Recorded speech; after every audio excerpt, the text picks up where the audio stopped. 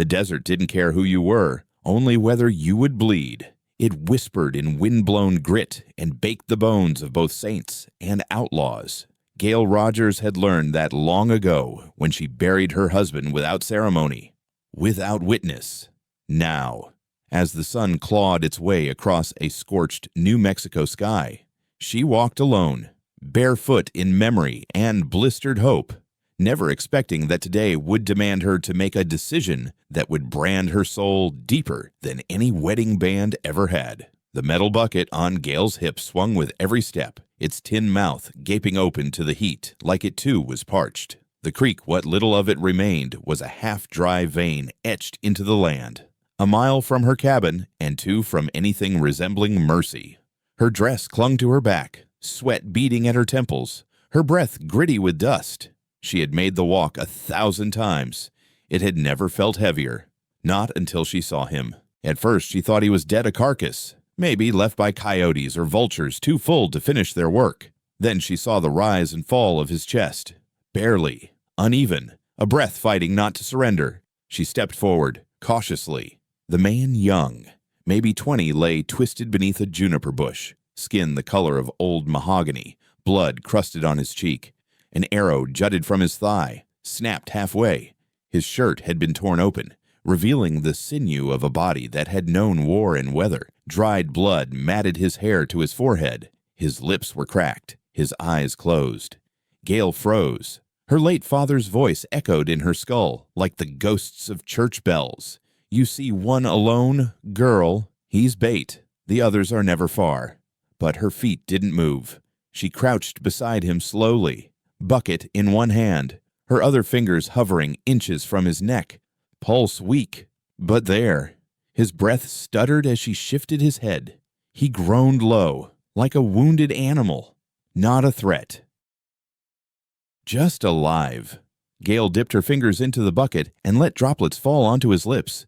He flinched, then swallowed. His eyelids fluttered. He muttered something not English, not Spanish. A name, a prayer, a curse. The sound of hooves behind her came sharp and fast, like thunder striking twice. She turned and rose in one movement. 6 riders, dust-caked and rifle-heavy, barreled toward her, their faces half covered in bandanas. Only one rode with arrogance, a man named Bo Danner. Miss Rogers, he drawled as his horse slowed beside her. Looks like you found yourself trouble. His eyes landed on the injured man at her feet. That one's a Tavari, he spat. Killed 2 of ours by the ravine. Ran off when the leads started flying. You patch him up. You're no better than he is. He's bleeding to death, Gale said, standing straighter than she felt. Then let him. Danner barked. You want to help him? You may as well paint your face and take up a bow. One of the younger men laughed. Let her keep him. He'll slit her throat before the sun's down. Gale's fingers curled around the handle of her bucket like it were iron. You aim that rifle again on my land, she said, her voice low and shaking only slightly, and I'll put you in the dirt next to whoever he didn't finish. The threat hung in the air like lightning begging for a storm. Danner sneered. Then, after a long silence, he spit into the dirt. You always were a fool for the broken, he muttered, and yanked his horse around. The others followed, their silence a mix of mockery and retreat. When they were gone, Gale dropped to her knees, breath shaking, hands trembling. You better be worth it, she whispered. Her scarf became a makeshift tourniquet. Her back screamed as she dragged him onto her shoulder. Every step home was war against her body. Her arms buckled, her legs gave out, but somehow she made it. Her cabin, squat and sun-bleached, was the last remnant of a life she no longer believed in. She kicked aside the rug and opened the hatch to the cellar, the cool air sighing up to meet her like the ghost of kindness. She lowered him into the dark. I'll regret this, she muttered, but not today. Blanket, tin of salve, a half-full canteen. She dropped them down, then shut the hatch, bolted the door. Only then did her legs give out. She leaned against the wall, eyes burning, throat dry, fingers raw from grit and fear. Her rifle rested across her lap. Her heart pounded against the silence. I hope you live, she whispered. Because I just bet everything I got on a man I don't even know. The cellar breathed like a wound, cool dark, pulsing with secrets.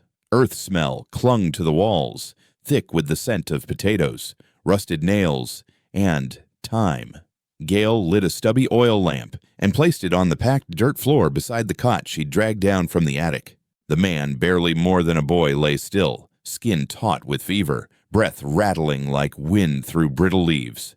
She knelt beside him, a threadbare cloth in one hand, the bottle of whiskey in the other. The light caught on the arrow in his thigh, angry, red, unforgiving. She hadn't dared pull it. Not yet. Infection had killed her husband faster than the bullet ever could have. That memory lived in her blood like ash. The man twitched as she cut away the shredded fabric near the wound, his face tightening in pain. A sound escaped him low, hoarse, almost human. Easy, she murmured, unsure if she meant it for him or herself. She poured the whiskey, and he jerked. A strangled groan caught in his throat. The smell of blood mingled with alcohol, turning the cellar into a chapel of suffering. He muttered something again, guttural, soft, foreign. The same word as before. Selena. She didn't know what it meant. Not English, not Spanish, not a name she'd heard among the local tribes. But there was weight in it, like a prayer carved in bone. His eyes fluttered open, dark and glazed, fixed somewhere beyond the lantern light. "You're safe now," she whispered, but it was a lie, and they both knew it. She cleaned around the wound, working by instinct, by the ghosts of old books and long-buried nursing lessons from a mother who died before teaching her anything useful. When it was over, she wiped sweat from her brow and leaned back on her heels. "You gonna talk?" she asked, "or just glare at me like I'm the one bleeding?" He didn't respond, didn't even blink. She let out a breath. "Fine. Be a mystery. Just don't die. I'm not in the mood to dig another grave." That night, she slept by the trapdoor. The rifle lay beside her. Her boots stayed on. The oil lamp burned to its last flicker. She told herself it was caution, that she didn't trust him, that she couldn't afford to. But just before midnight, as her body hovered between waking and dreams, she heard it. His voice. Barely a breath. Selena. She sat upright, heart hammering. The name hung in the air like perfume, faint, lingering, charged with grief. She didn't answer, not out loud, but in her chest. Something shifted. By morning, the fever had broken. She climbed down with a tin cup of broth, steam curling upward like the memory of warmth. He was awake, eyes clearer now, following her movements. He didn't try to rise, but when she handed him the cup, his fingers brushed hers, deliberate, cautious. He drank slowly. When finished, he returned it with both hands. Respectful, their eyes met, not with fear, not suspicion, gratitude. "You're welcome," she said softly. He nodded once, slow. They sat in silence, the kind that doesn't ask for conversation, only acknowledgement. Later, as she scrubbed blood from a rag in a basin, she glanced back at him. "You got a name?" she asked. He hesitated. Then Rafi. Gail paused. That's short for something, a faint twitch at the corner of his mouth. Maybe a smile, maybe not. "Short for D what I used to be," he said. She didn't press. That evening, she checked the bandage again. The wound looked cleaner, less angry, still dangerous, but healing. Her hands moved with care, though her breath was shallow from fatigue. "You've got a stubborn will," she muttered. "So do you." Rafi rasped. Her head snapped toward him. English now. He nodded. Well, thank the saints. I'm tired of talking to myself." That almost smile again. Then, softly. Why she blinked. Why what? Why save me? The question landed like a stone in a still pond. She sat back, wiping her palms on her apron. "You weren't a threat," she said. "Not then. And you were dying." That was enough. Just that no, she admitted, but it's the only part I can explain. He studied her with a gaze that saw more than she wanted him to. 5 years ago, she began. Slowly. "My husband was killed. Not by your people, I don't think. It was a cattle skirmish. One of those fights where no one's right and everyone bleeds. When they brought his body back, there wasn't enough left to bury with dignity. Rafi's voice dropped. "You think I'm him?" She shook her head. "I don't think anything anymore. I used to believe in good men and bad ones. Now I think we're all just guessing, trying not to drown." He was quiet a long moment. Then, barely louder than breath, "I am not the man who killed your husband." "I know." She surprised herself with how easily the words came, and how much she meant them. Their eyes held not as enemies, not even as strangers, as people adrift in a world that had stopped offering anchors. That night, as the cellar darkened and the wind hummed through the cracks above them, Rafi whispered again, "Selena." But this time, Gale whispered back, "Peace." The first sign wasn't the sound of hooves. It was the stillness. Gale had lived in that cabin long enough to understand the language of quiet, how the birds fell silent before a storm, how the air thickened before a snake strike. That morning, as she fed kindling into the stove, she noticed it. The world wasn't resting. It was holding its breath. Then came the hoofbeats. Not hurried, not thunderous, measured, controlled, unnervingly calm. She crossed to the window and pulled back the curtain. They came like ghosts from the horizon, more than a dozen men on horseback, gliding through the dust in wide formation. No banners, no words, only feathers moving gently in their braids, rifles slung low, tomahawks gleaming at their hips.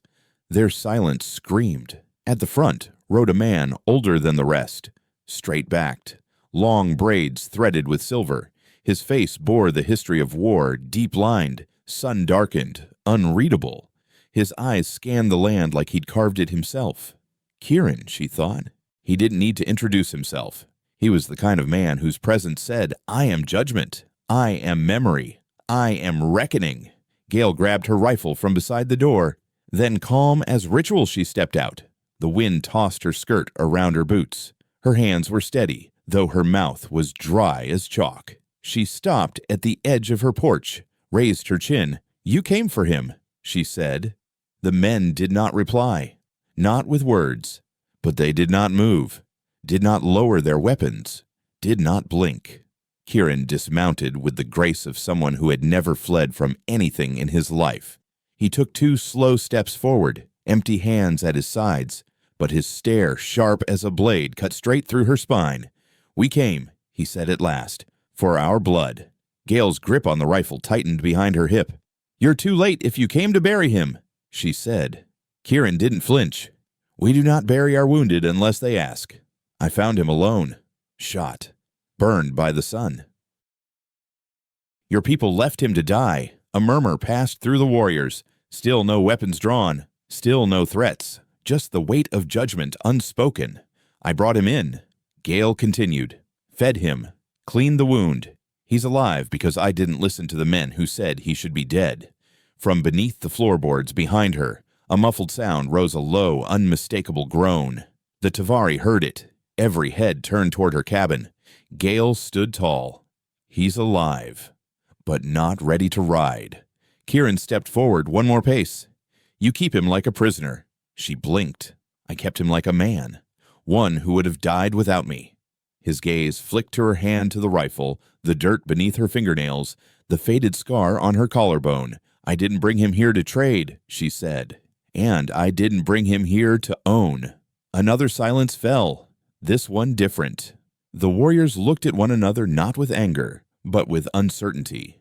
Kieran looked toward her chimney. Smoke drifted from it in a thin ribbon, steady, consistent, proof of life. Then he turned, speaking something low in the Tavari tongue. The men nodded slowly, curt, measured. Gale couldn't understand the words, but she understood the meaning: deliberation, doubt, suspicion. Kieran turned back to her. "You say you saved him," he said. "Then you watch over him, until he speaks, until he chooses." Her breath caught in her throat. She nodded. "Once." Kieran mounted his horse again and raised a hand. The warriors did not leave. They dismounted instead. Quietly, without threat, without warmth. They spread out, forming a loose circle around her cabin, watching, waiting. Not enemies, not yet friends, not going anywhere. Gale stood frozen on her porch.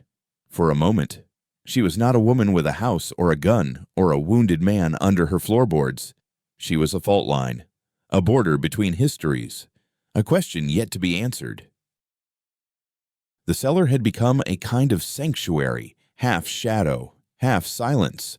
No prayers, no rules, just the sound of breathing and the faint creak of Gale's boots on the wooden steps.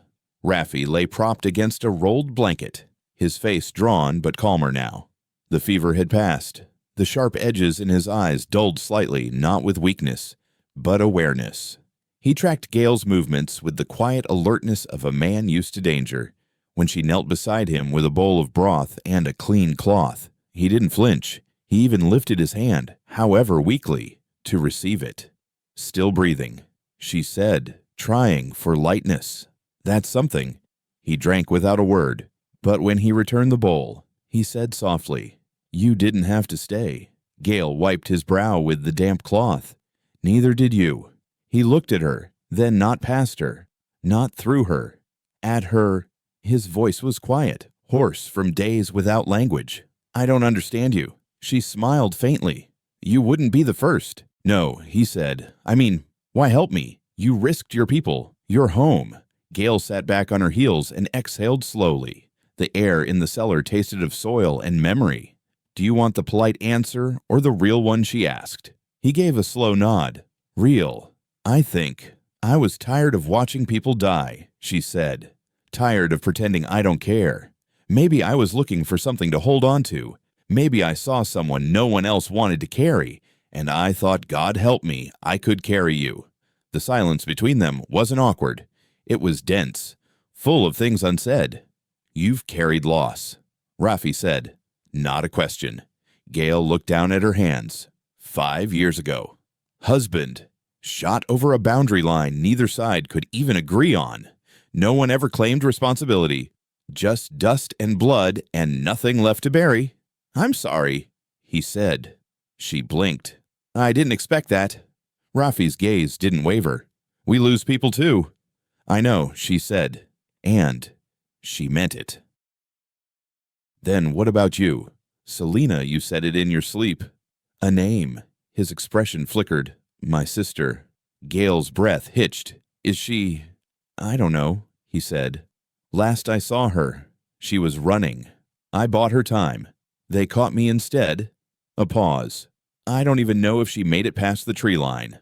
For a moment, they both sat suspended in that shared grief, that aching space where love hadn't been lost yet, but hope already had. Gale leaned forward and took the bowl from his hands. "You need to rest." But Rafi didn't close his eyes. "Not yet." "You remind me of her," he said. She arched a brow. "She sounds like a better shot." Rafi's lips twitched. "Meaner, too."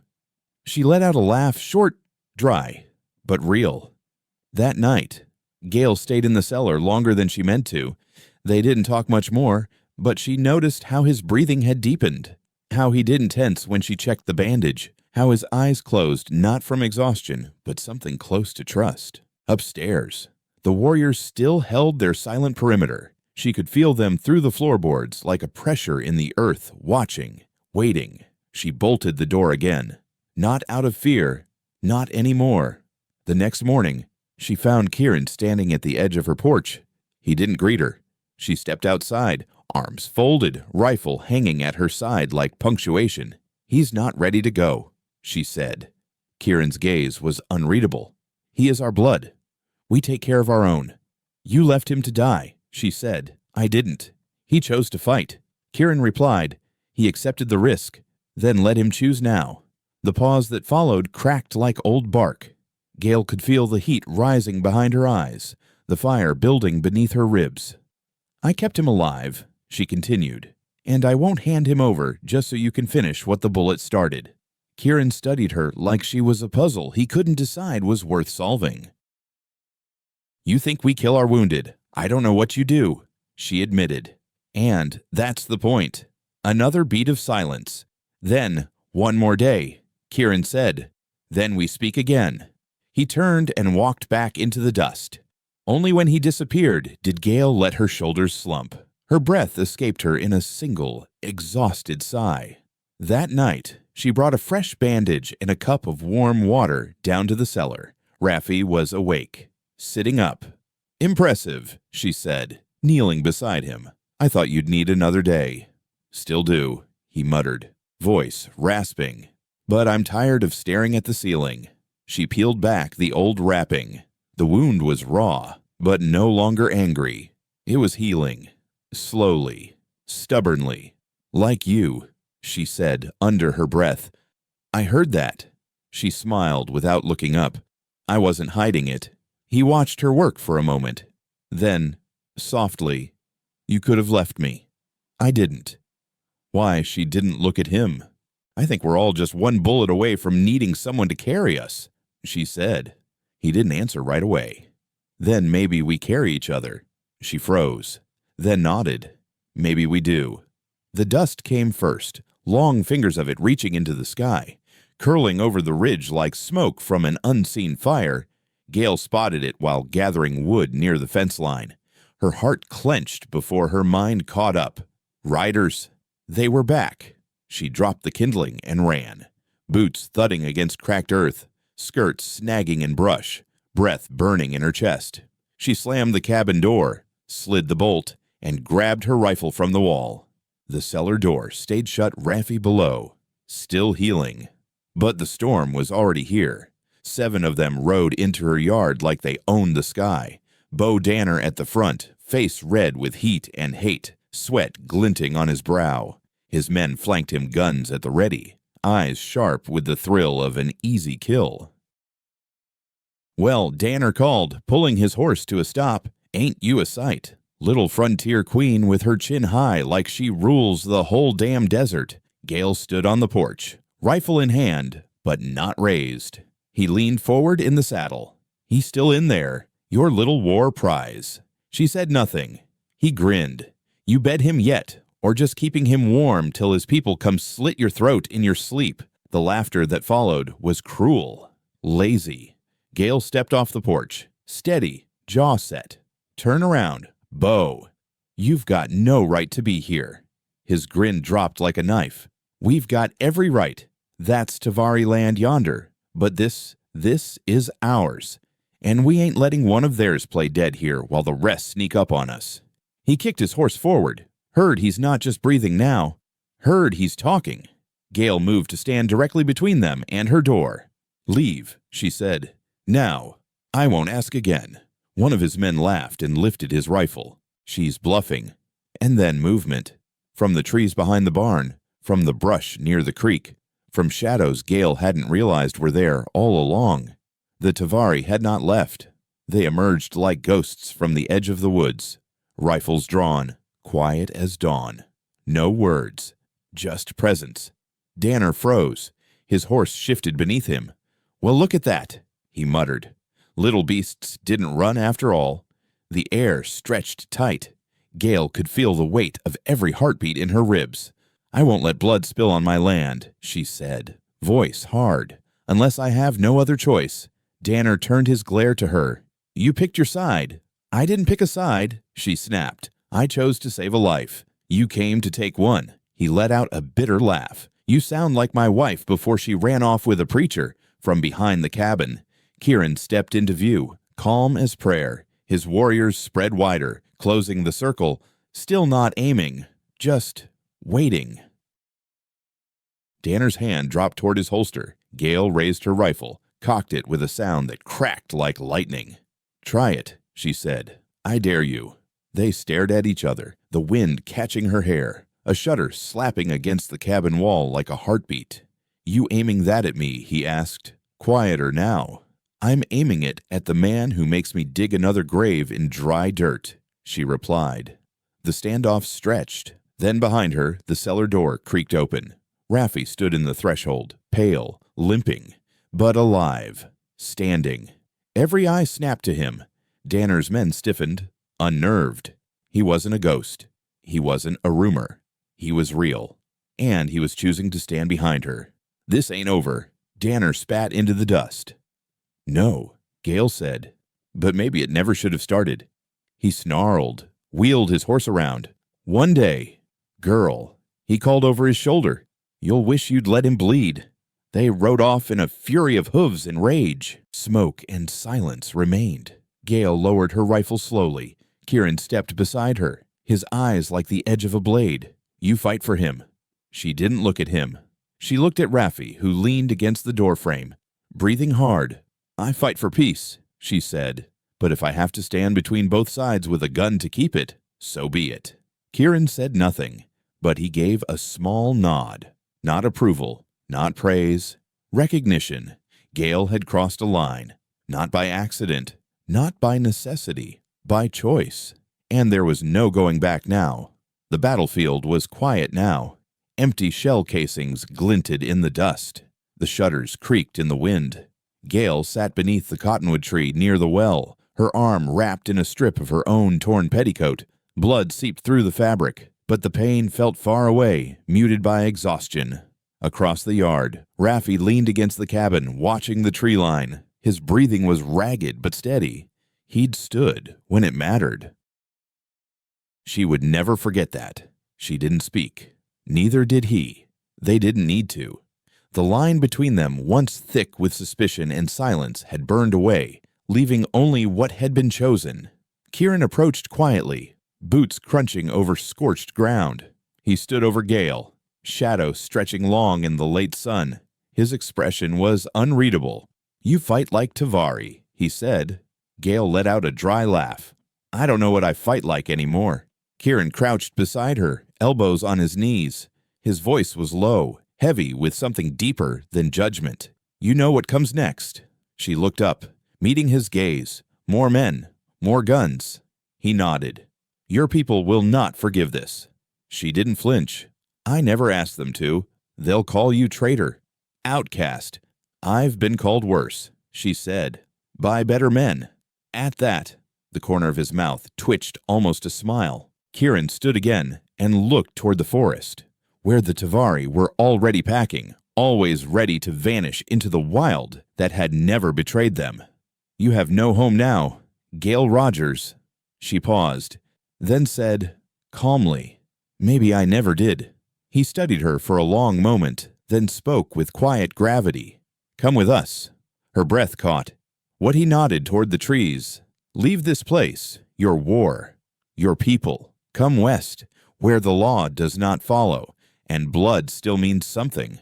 It wasn't a threat. It wasn't pity. It was an invitation, a way out, or a way forward. She didn't answer. Not yet. Rafi approached from the porch, slower than before, but with more certainty in each step. His shirt was torn, blood still caked around the wound on his leg, but there was something in his eyes Gale hadn't seen before conviction. He knelt beside her, careful, not possessive, not pleading. He held out her rifle, slung over his shoulder. "You kept me alive," he said. Gale didn't move. So did you. He reached for her hand, not forceful, just open. His palm was calloused, rough, solid. She let her fingers settle into his. "You don't come out of a fire untouched," he murmured. "No one survives whole." She swallowed hard. "But you lived." He nodded. "Because you wouldn't let me stop." They sat like that for a moment, heads bowed, hands clasped, not in defeat, but in understanding. Kieran stepped forward again, arms folded. "The longer you stay, the faster the noose tightens. You've already buried the life they wanted you to live." He was right. Gale looked toward the cabin. The porch splintered, the windows dark. The place that once held her grief like a second skin now felt like an empty shell, a memory of a woman she no longer was. Slowly, she stood wincing at the pull in her arm. Rafi rose beside her, steadying her with one hand on her elbow. Gale turned to Kieran. "No ceremony," she said. He inclined his head. "No conditions." She added, "No chains." He said, "Only steps forward." She looked back at the house once, then forward, and nodded. "I'll go." The morning air was pale and golden, carrying with the sharp smell of ash and pine. Gale stood in the doorway of the cabin one last time, her satchel slung across her shoulder, boots laced tight. The house loomed behind her, charred around the edges, its porch crooked from too many storms, windows dark and hollow like eye sockets in a skull. She didn't look back. Not really. Her eyes moved across the roofline, paused at the swing that had once held laughter, now lost to time. The place had once been her whole world. Now it felt too small for what she'd become. Rafi rode beside her, back straight, despite the slow recovery of his wound. His leg still bore the bandage she'd wrapped, but he no longer leaned when he walked. The pain had become part of him, woven into the muscle, like memory.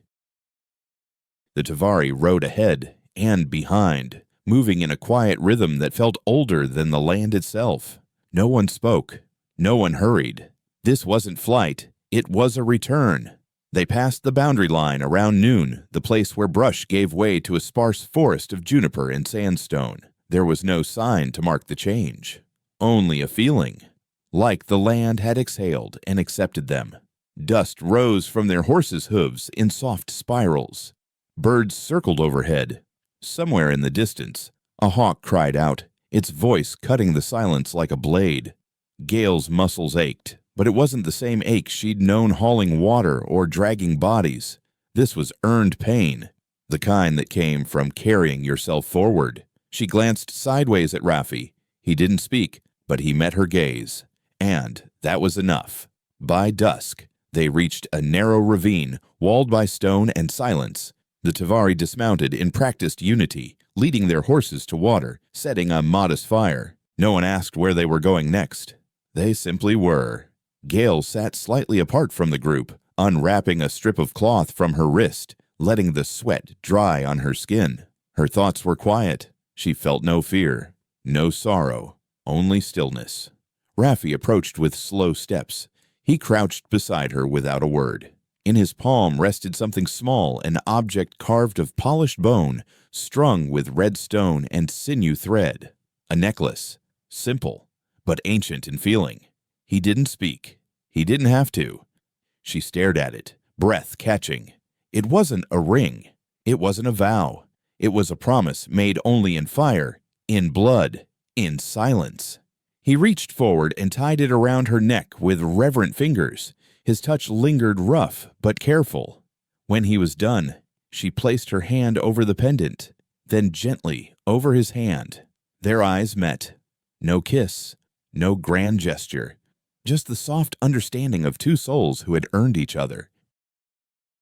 Later that night, Gale lay beneath a blanket, her head tilted to the stars. They pierced the sky like shards of ice, cold and sharp and impossibly bright. The fire cracked beside her. Rafi slept nearby, one elbow propped, his eyes watching flames fade into coals. And Gale knew she was no longer running. Not from the past, not from grief, not from the names they'd once called her. She had chosen this, not to return to what had been, but to build what could be. The sun rose slow the next morning, stretching across the ridges like a hand-warming stone. Gale saddled her horse in silence. The pendant Rafi had given her resting light against her chest, though it felt heavier than any gold she'd ever worn. The others were already moving, packing, guiding the horses, folding their lives into satchels the way only those who live untethered know how to do. Kieran met her gaze once, gave a brief nod. That was all. This new life came without ceremony, and still, it carried the weight of something sacred. Rafi mounted beside her. His leg was stiff, but he no longer winced. He didn't say anything, and neither did she. Their silence wasn't distance. It was shared ground. Together, they rode west. The land shifted beneath them, from cracked clay to hills lined with pine and rust-colored rock. The farther they went, the more the noise of what they'd left behind faded. No gunfire, no judgment, no law etched in someone else's name, just wind and hoofbeats and breath. By the third night, they stopped near a canyon rim, the world opening beneath them like a story yet to be written.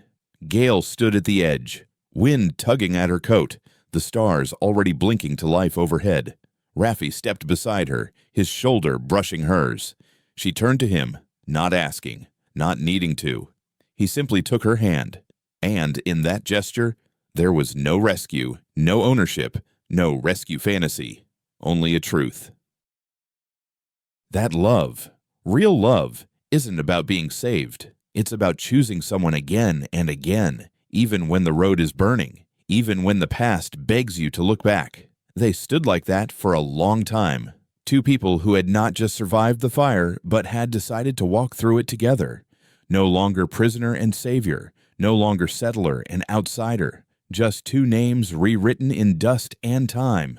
Together, they rode onward into land that asked nothing of them but honesty. And in the wild, where laws no longer reached, where scars were not shame, but story. Gail Rogers was not lost.